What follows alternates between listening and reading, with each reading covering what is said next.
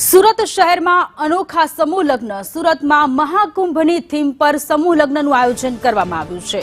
મહાકુંભની theme પર 75 યુગલે પ્રભુતામાં પગલા માંડ્યા। મોટા વરાછાના ગોપીયન ગામમાં સમૂહ લગ્નનું આયોજન કરવામાં આવ્યું છે અને આ સમૂહ લગ્નમાં રાજ્યસભાના સાંસદ ગોવિંદભાઈ ધોળકિયા હાજર રહ્યા। અમે અમારા જે સ્ટાફ મેમ્બરો એટલે અમે જેને SRK ફેમિલી મેમ્બરો કહીએ છીએ એ ફેમિલી મેમ્બરોના દીકરા દીકરી ભાઈ બહેન ના અમે લગ્ન યોજીએ છીએ। એ મુજબ આ વર્ષે 75 દીકરીઓના લગ્ન છે।